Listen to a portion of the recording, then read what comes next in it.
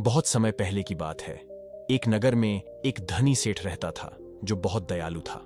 इतना बड़ा व्यापार और बहुत सारा धन होने के बावजूद वह एक भोला और दान करने वाला इंसान था।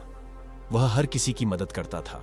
उसके मन में लोगों के प्रति प्यार और दया की भावना यह थी, वह किसी का भी दुख नहीं देख पाता था। उसके इतने दयालु और भोलेपन की वजह से उसके आसपास के लोग उसकी इसी बात को उसकी कमजोरी समझकर उसका फायदा उठाते थे। कुछ लोग उस सेठ के सामने झूठ मूठ का रोना रोकर उससे पैसे उधार ले जाते थे। सेठ अमीर तो था ही और ऊपर से दयालु भी। जब वह सेठ उन लोगों की दुखी हालत देखता और उनकी परेशानियां सुनता तो उसका मन भर आता। और जब वह लोग उससे कहते हैं कि मुझे तो धन उधार चाहिए या तुम मेरी मदद करोगे, मैं तुम्हारा यह एहसान कभी नहीं भूलूंगा, तो वह मना नहीं कर पाता। वह सोचकर धन दे देता कि अभी इसका बुरा वक्त चल रहा है, इसको मेरी मदद की जरूरत है, बाद में ये पैसे लौटा देगा। धीरे धीरे वक्त गुजरता गया। लोग उस सेठ के आगे बिना बात का रोना रोते और उसका धन ले जाते और कभी वापस नहीं करते। सेठ भी कभी धन वापस नहीं मांगता था। उसको लगता था कि जब इसका बुरा वक्त गुजर जाएगा तो धन वापस कर देगा। लेकिन कहते हैं ना कि हर सुबह के बाद रात होती है, हर सुख के बाद दुख आता है और दुख के बाद सुख आता है। ठीक उसी तरह उस सेठ के साथ भी हुआ। कुछ सालों बाद उसे पास धन कम होने की वजह से उसके व्यापार में माल भरने के पैसे कम होने लगे और इसके वजह से उसके दुकान पर अब ग्राहक भी कम होने लगे, क्योंकि जो सामान उन ग्राहकों को चाहिए था वह सामान उस व्यापारी के पास खत्म होने लगा था और उस सामान को लाने के लिए अब उसके पास इतना धन भी नहीं था। धीरे धीरे सेठ का धन समाप्त हो गया। एक समय था जब वह सेठ अपने नगर के अमीर लोगों में आता था, पर आज उसके पास पैसे नहीं थे। ऊपर से ढेर सारा कर्ज उसे बाजार से लेना पड़ा। उसे समझ नहीं आ रहा था कि वह क्या करे। उसने महात्मा बुद्ध के बड़े चर्चे सुन रखे थे। उसे यह पता था कि उसके बहुत मित्रों ने उनके पास जाकर अपने जीवन के लिए सही मार्गदर्शन लिए हैं और वह जो ज्ञान देते हैं वह काफी जिंदगियां सुधार चुका है। उसने निश्चय किया कि अब तथागत गौतम बुद्ध ही उनकी समस्या का हल बताएंगे। यही सोचकर वह अगले दिन गौतम बुद्ध से मिलने निकल पड़ता है। वहां जाकर बुद्ध को प्रणाम करते हैं। फिर सेठ गौतम बुद्ध से कहता है, मुझे मेरी समस्या का निवारण चाहिए। बुद्ध कहते हैं, पूछो क्या पूछना है। फिर वह उन्हें सारी बातें बताता है कि कैसे वह लोगों की मदद करके अमीर से गरीब हो गया, कैसे उसने बस लोगों की बुरी हालत देखकर अपने व्यापार के पैसे उन्हें मदद करने के लिए दे दिए और आज वह खुद जरूरतमंद हो गया है। गौतम बुद्ध उसकी सारी बातें ध्यान से सुनते हैं और कहते हैं कि तुम बहुत ही ज्यादा सीधे और दयालु हो। जरूरत से ज्यादा सीधा होना भी हमारे लिए मुसीबत पैदा कर सकता है। आगे बुद्ध कहते हैं, तुम लोगों की मदद इसलिए करते थे ताकि वह मुसीबत से बाहर निकल सके, लेकिन लोगों ने इसका फायदा उठाया और तुम्हें ठगने का काम करते रहे। मैं उस सेठ ने कहा, आप बिल्कुल सही कह रहे हैं बुद्ध, मेरे दुखों का कारण मेरा ज्यादा सीधा होना, सरल होना और दयावान होना ही लग रहा है। लेकिन मैं अब क्या करूं? मुझे रास्ता बताइए। क्या मैं बुरा बन जाऊं, दया निकाल कर फेंक दूं, निर्दय हो जाऊं? क्या अच्छाई करने की कोई कीमत नहीं? इस दुनिया में क्या मदद करने से या किसी का भला करने से बस यही परिणाम मिलता है? बुद्ध कहते हैं, नहीं, तुम्हें यह सब नहीं करना है।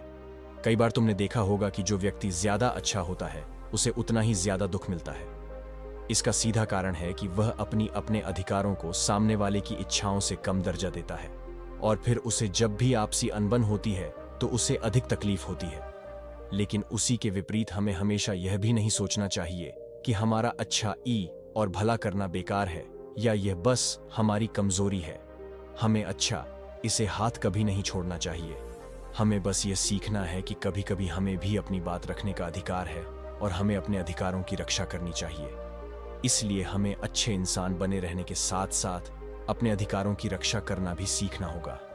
अगर हमें गलत तरीके से नुकसान हो रहा है, कोई हमारा गलत फायदा उठा रहा है, तो हमें उसका सामना करने के लिए सही तरीके से खड़े होना जरूरी है। यही एक सच्चे और अच्छे इंसान की पहचान और शख्सियत होती है। वह आदमी कहता है, बुद्ध, मुझे थोड़ा थोड़ा समझ आ रहा है, लेकिन अभी भी मैं पूरी तरह नहीं समझा। इस पर बुद्ध कहते हैं, चलो मैं तुम्हें एक कहानी सुनाता हूं, उसके बाद तुम्हें समझ आ जाएगा कि तुम्हें क्या करना है और क्या नहीं करना है। बहुत समय पहले की बात है। एक जंगल में एक भेड़ रहती थी। उस भेड़ ने एक को जन्म दिया। वह मेमना बहुत ही सुंदर था। उसके शरीर पर बहुत ही चमकदार घने बाल थे। वह बहुत ही सुंदर लगता था। भेड़ भी अपने से बहुत प्रेम करती थी और उसका बहुत अच्छे से देखभाल भी करती थी। भेड़ अपने बेटे को अच्छी अच्छी बातें सिखाती, उसे अच्छे संस्कार देती। उस भेड़ की इच्छा थी कि उसका बेटा बड़ा होकर खूब नाम रोशन करे। लेकिन भेड़ के ज्यादा लाड प्यार के कारण मेमना बिगड़ता जा रहा था। उसकी माँ उसे अच्छी शिक्षा देती थी, उसे अच्छे से रखती थी, दिन रात उसका पूरा ख्याल रखती थी। लेकिन मेमना दिन प्रतिदिन शैतान और जिद्दी होता चला गया। वह अपनी माँ की किसी भी बात को ध्यान से नहीं सुनता और ना ही किसी बात पर ध्यान देता। उसे हर पल ऐसा ही लगता कि मेरी माँ मेरा इतना ख्याल रखती है, और इसी कारण वह खुद की जिम्मेदारी नहीं लेता था। यह सोचकर कि उसकी माँ उसे किसी भी संकट से निकाल लेगी, वह धीरे धीरे गैर जिम्मेदार होता जा रहा था। और अब उस भेड़ का लाड़ और प्यार उसी के मेमने के अच्छे और जिम्मेदार बनने में रुकावट बन गई थी। फिर एक दिन वह मेमना घूमता घूमता पास के जंगल में जा पहुंचा। वह मेमना पहली बार जंगल में गया था। उससे पहले बार जंगल में जान का मौका मिला था। वह जंगल की सुंदरता को देखकर चकित रह गया। उसने कभी इतनी सुंदर चीज नहीं देखी थी। इतनी सुंदर पौधे, रंग बिरंगे फूलों को देखकर बहुत ही प्रशंसा हुई। उसे यह सब देखकर बहुत अच्छा लगा। फिर उसने झांकियों के कुछ पत्तियां खाईं। जैसे ही उसने पेट भरने के लिए पेड़ों की पत्तियां खाईं, उसको वह पत्तियां बहुत ही स्वादिष्ट लगी। अब तो वह मेमना रोज जंगल में जाने लगा और वहां जाकर पेड़ पौधों को नुकसान पहुंचा रहा था। उसने उनकी पत्तियां तोड़ी, उनके फूलों को नोचा, फूलों को खाया और कुछ को तोड़कर जमीन पर डाल दिया। उसमें मेमने को इस बात की बिल्कुल भी परवाह नहीं थी कि वह क्या कर रहा है। उसको इस बात का पता ही नहीं था कि जंगल में कोई खतरा भी है। वह तो मस्तमौला होकर जंगल में उछल कूद कर रहा था और पौधों को खूब से नुकसान पहुंचा रहा था। लेकिन जब उस मेमने की मां को, यानी उस भेड़ को, इस बारे में पता चला कि मेमना हर रोज जंगल जाता है, तो वह घबरा गई और मेमने को अपने पास बुलाकर समझाने लगी कि तुम जंगल में मत जाओ, वहां पर बहुत सारे को जानवर है, तुम्हारे ऊपर हमला कर देंगे, तुम्हें खा जाएंगे। लेकिन मां की बात का उस पर कोई असर नहीं हुआ, बल्कि वह मेमना अपने माता से कहने लगा कि मां, जो भी मेरे सामने आएगा वह मुझसे जमकर मार खाएगा, फिर वह बहुत पछताएगा। इसके बाद मेमना फिर से जंगल की तरफ भाग गया। उसे अपनी माता की कही बातें झूठी लगने लगी। हर रोज की तरह उस दिन भी वह उछल कूद करने लगा और पेड़ पौधों की पत्तियां तोड़ने लगा। कभी कभी फूलों को तोड़ता, कभी पेड़ों को खूब नुकसान पहुंचाता। लेकिन उस दिन उस जंगल में एक शेर पहुंचा। वह शेर बहुत ही ताकतवर था, लेकिन ताकतवर होने के साथ वह दयालु भी था। उस शेर का मानना था कि कमजोर प्राणियों को नुकसान पहुंचाना ठीक नहीं है। शक्तिशाली होने का मतलब यह नहीं है कि मैं किसी कमजोर प्राणी पर शक्ति का प्रयोग करूं। वह शेर उस जंगल में घूमने लगा। घूमते घूमते है वहां पर पहुंचा जहां पर वह ना समझ मेमना शैतानी कर रहा था। शेर ने उस मेमने को देखकर आश्चर्य में पड़ गया। शेर ने सोचा कि इस मेमने को किसी खूंखार जानवर का डर क्यों नहीं है। ये कैसे? पेड़ पौधों की पत्तियां बिना काम के ही नोच रहा है। ये इनको खत्म कर रहा है और उन पत्तियों को खा कम बल्कि बिगाड़ ज्यादा रहा है। उसके बाद वह शेर कुछ देर तक चुपचाप खड़ा होकर उसको देखा रहा और शेर सोचता है कि मेमना कुछ ही देर में मुझे देखकर यहां से भाग जाए और उसके डर के भाग जाने से मुझे बल का प्रयोग नहीं करना पड़ेगा। लेकिन ऐसा नहीं हुआ।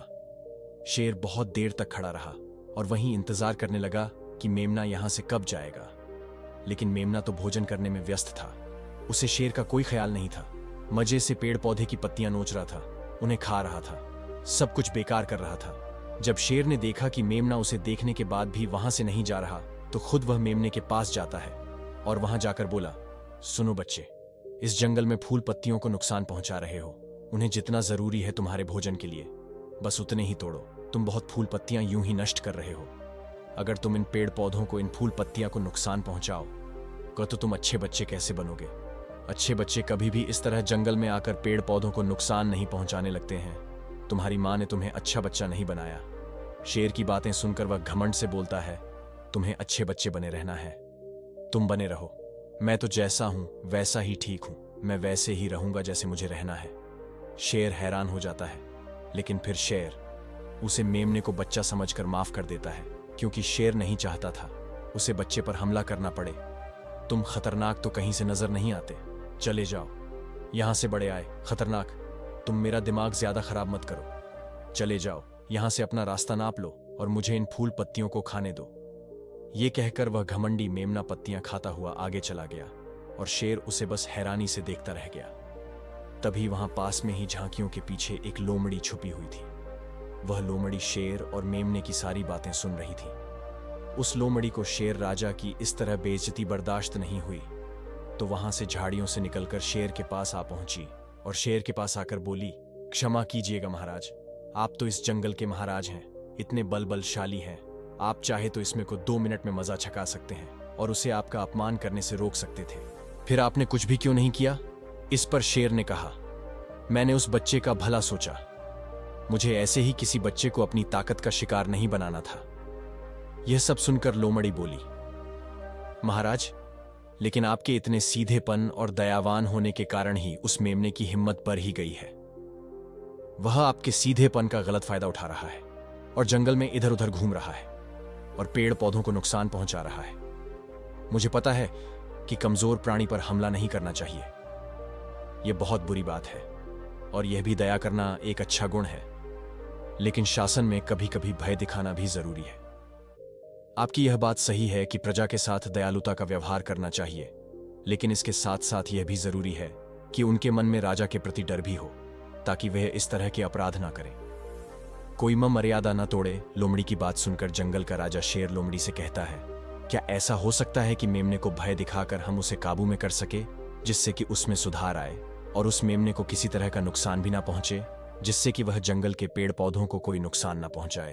फिर शेर कहता है, लोमड़ी, क्या तुम ऐसा कर सकती हो? शेर की बात सुनकर लोमड़ी कहती है, जी हां महाराज, बिल्कुल, मैं ऐसा कर सकती हूं कि वह डर भी जाए, सुधर भी जाए और उसे कोई नुकसान भी ना हो। उसे इतना डरा दूंगी कि वह जंगल में कभी दोबारा घुसने की हिम्मत नहीं करेगा। मैं उसे इस तरह डराऊंगी कि उसके मन में भय बैठ जाएगा, फिर वह जंगल के पेड़ पौधों को भी नुकसान नहीं पहुंचाएगा और साथ ही साथ मैं उसको कोई भी नुकसान नहीं पहुंचने दूंगी। फिर लोमड़ी कहती है कि उसकी मां तो उसे कभी सुधार नहीं पाई, लेकिन मैं उसे जरूर सुधार दूंगी। लोमड़ की बातें सुनकर शेर ने बोला, अच्छा ठीक है, तुम कोशिश करके देखो, अगर तुम्हें इसमें सफलता मिल जाती है तो मैं तुम्हें जंगल के सभी जानवरों के सामने इनाम दूंगा। शेर की बातें सुनकर लोमड़ी बहुत खुश हुई। वह तुरंत मेमने के पास गई और उस पर गर्ज पड़ी। इससे पहले कि वह मेमना वहां से भाग पाता, उससे पहले ही लोमड़ी ने मेमने को जमीन पर पटक दिया और उसे अपने मजबूत पंजों से दबोच लिया। मेमने को दबोच के बाद लोमड़ी मेमने से बोली कि बोल, तुझे मार दिया जाए या छोड़ दिया जाए। तुमने इस जंगल के पेड़ पौधे, यहाँ के फूल और कमजोर प्राणियों के साथ भी तो यही किया है। वही लोग भोले बनकर तुम्हें ठगने की कोशिश करेंगे। तुम्हें लोगों की मदद करना छोड़ना नहीं, बल्कि समस्या सुनकर उसे धन देने की बजाय उन्हें समाधान देने की कोशिश करो। अगर धन की आवश्यकता पड़े तो थोड़ा बहुत धन दे सकते हो, लेकिन हर समस्या का समाधान धन से करने की वजह निवारण से करो। इससे वही लोग तुम्हारे पास समस्या लेकर आएंगे जिनको हकीकत में दिक्कत है। पैसे ठगने वालों से तुम्हें मुक्ति मिल जाएगी।